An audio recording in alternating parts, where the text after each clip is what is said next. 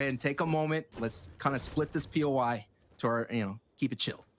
Yeah, and Fremont, I don't think is on that wavelength. There's a little bit of that old vibe still rolling in of making sure you're alphaing up. They go down again, and in Lazy Lake, Kaiser fighting. Sancho, think about the timing. The Holly Hedge fighting is going on as fast as Lazy Lake.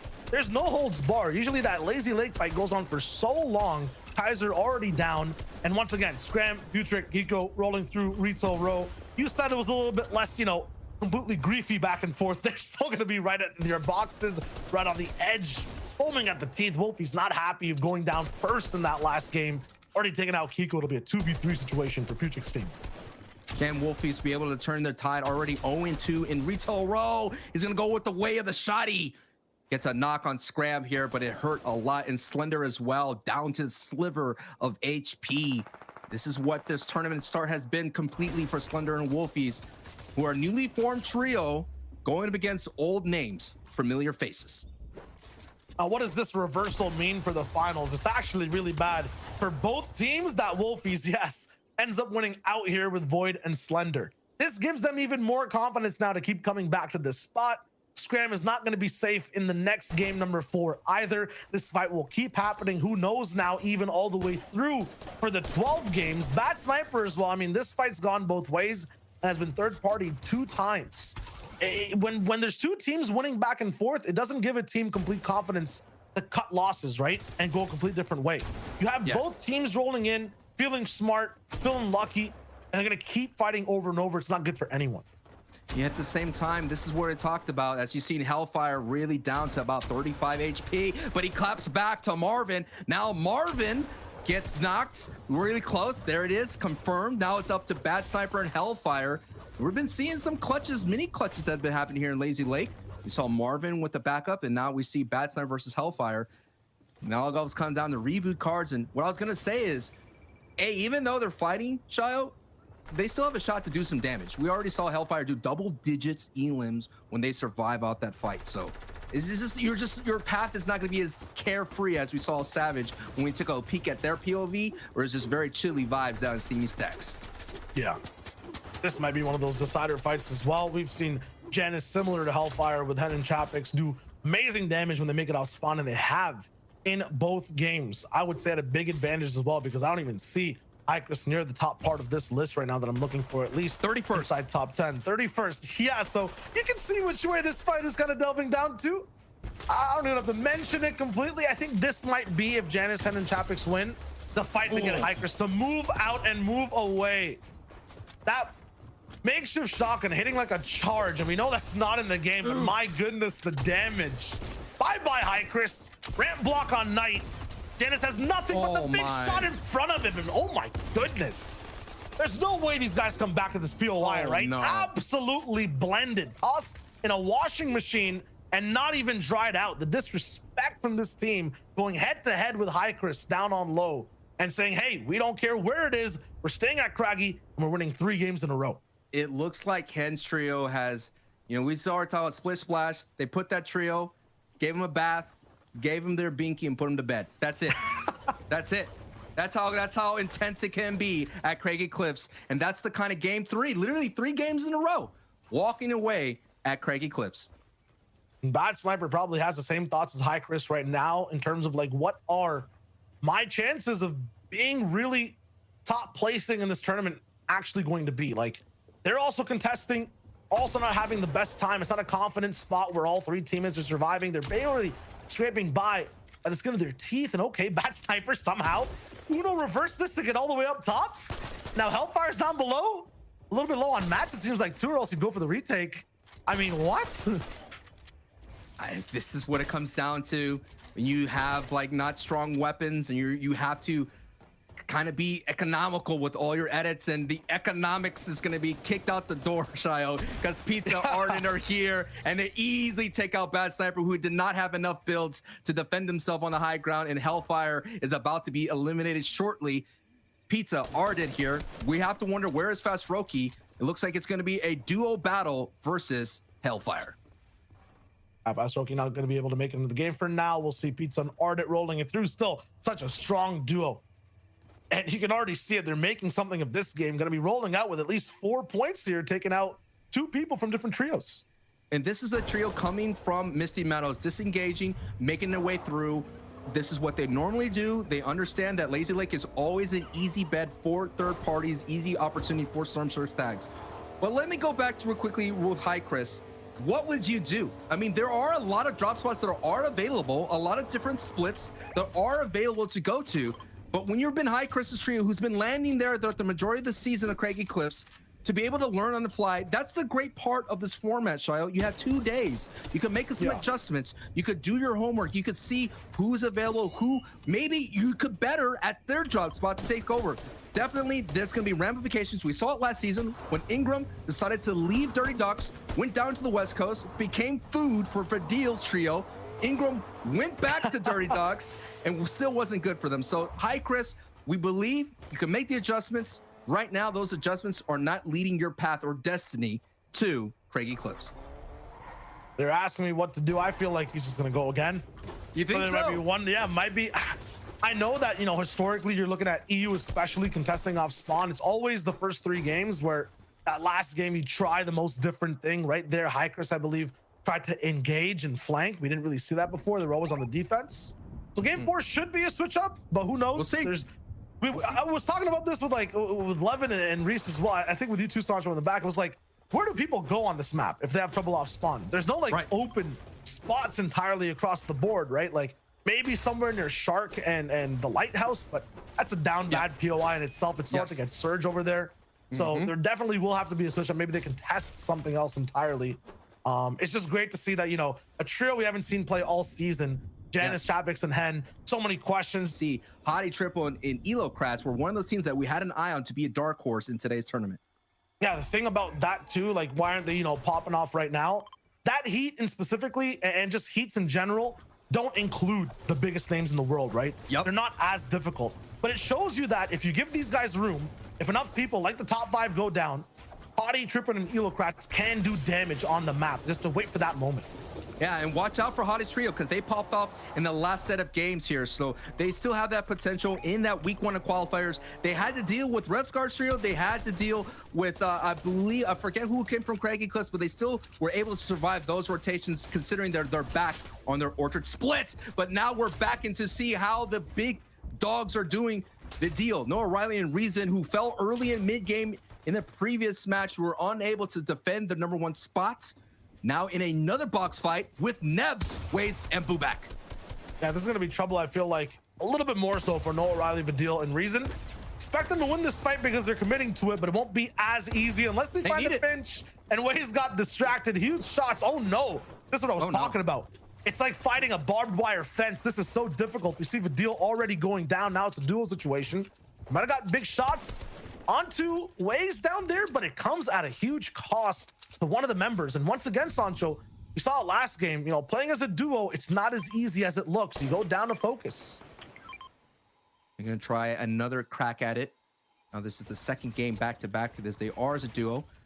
They had to take that fight because Storm Surge was at their door, and the trade costing their teammates. And you're just seeing the awareness of a duo like this. Like, they're taking shots while they're box fighting a team that's underneath them. They're picking bow shots. They're doing AR shots and getting those valuable tags so they don't have to overly commit against a trio. See, that's the kind of professional quality play that we're seeing between Reason and Noah Riley.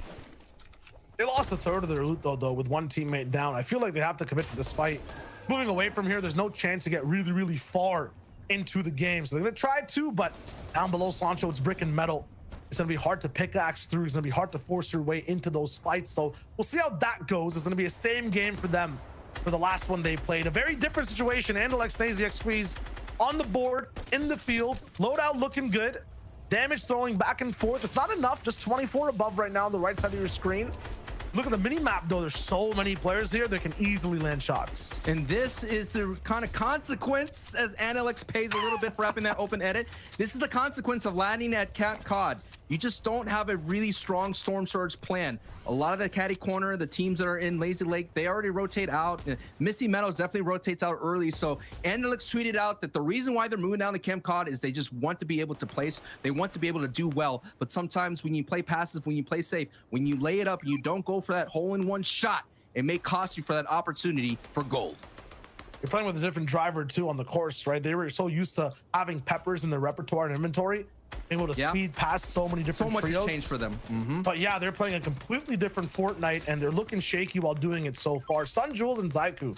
I mean, watching these guys out of their heat, I believe they look really good mid-game overall. Right now, what is going on? Like, this is the worst state I've seen health bars in a long time. Having to eat peppers just to make sure, you know, you have as much HP as possible. This is dangerous territory.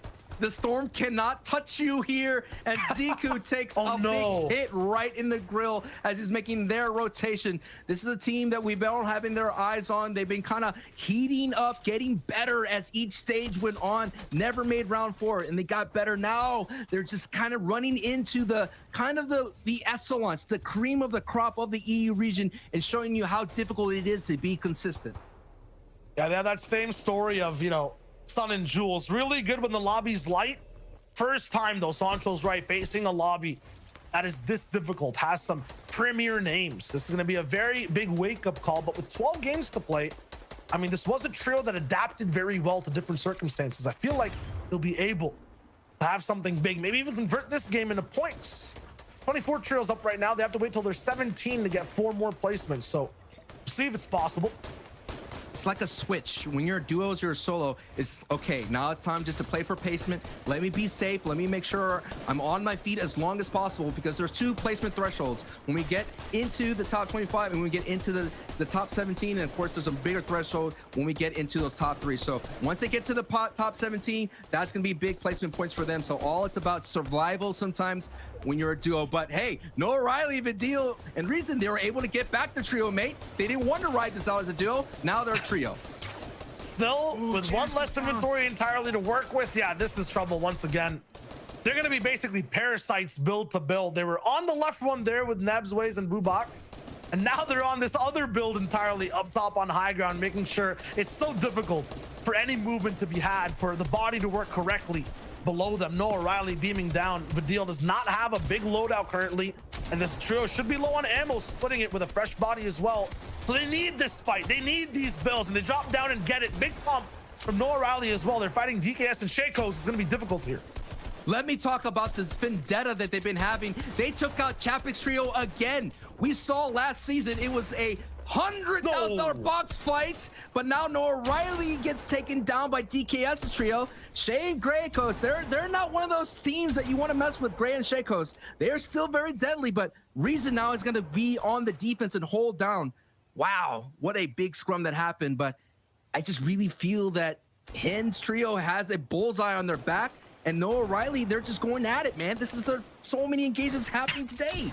And DKS talking about defense. Down. These guys don't know the definition of the word. DKS was down. They traded reses, but when Reason was supposed to play defense, he was looking for edits, ready to attack. But Deal does the same thing. Noah Riley now literally down to a sliver of HP, a combined total of, what was it, 21 HP here. Up against the full trio, he's not going to be able to have too much. Takes down DKS again, actually, but he's on trial with the zone. Doesn't get the finish. Doesn't have the siphon. He can't go past that blue line. Oh, man. Unfortunately, goes down, taken out. They won't get the Elam credit, but they will affect. What is it now? 3 people need to go down. Will one of those 3 be the height team who are controlling things? Joe, Shadow, all the way up top. They're going to be looking good. They had that height spot, contested for it, applied for the house and got approved, and now it'll be Waze, Nebs, and Bubak against iDrop, Savage, so many others down below looking to control low. Gonna be very scary, difficult. Wakey already down a lot of shield. No one's gone down yet in the feed. Everyone's holding very true to themselves for the moment. Waze still moving forward. Blaster's the first one to get down Ref's guard, so Savage's trio is affected. Waze is building crazy though and looks back and takes a big shot onto Andretta. Absolutely insane. High ground though. It's raining bullets left, right, and center. Blaster gets clapped back the entire screen.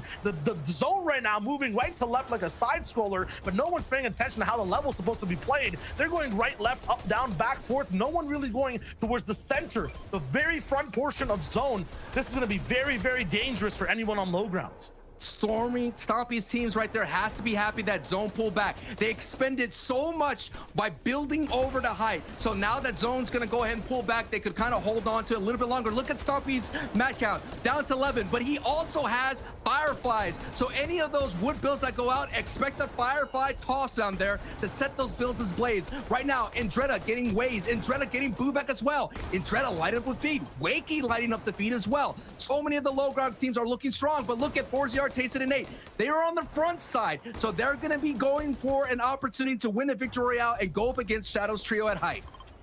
They're going to try to. Stompy finally ends up connecting the entire build. It's a siphon all the way through too, but cannot find the mats. They have a big base to work with though, all the way on height. iDrop getting more eliminations down below. Stompy finds another for someone inside the feed. It's Split being taken down to the storm. Can he get that full elim is the question. Yes, he does, and these guys are raking in the elims. 5 so far on high ground. Low ground's popping though. Wakey getting another. Tayson active in the feed, taking down Thomas. Wakey gets Kuriachi as well all the way down below. Wakey on the zone side is up against a duo. Siberia and iDrop from different teams. He's trying to survive here. 5 elims, 9, almost 10, 11 for the team, 16 HP. But now his world gets set ablaze. Fire all the way around, and he has no builds, no time to pop these shields either. He has to move in completely raw with no mats, just the shots he has available, and no shotgun it looks like for the moment either. Joe's dropped down from height. He's looking for shots. Tayson, trouble in his box. Wakey still surviving. They find iDrop, but there's so many solos left.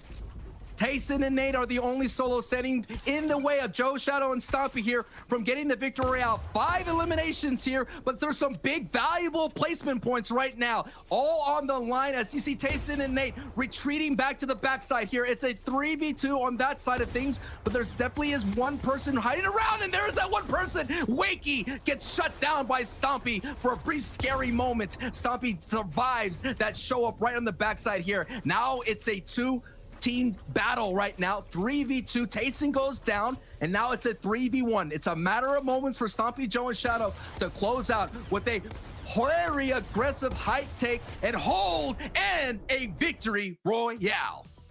It took down the star at the beginning of that. Tayson knocked below.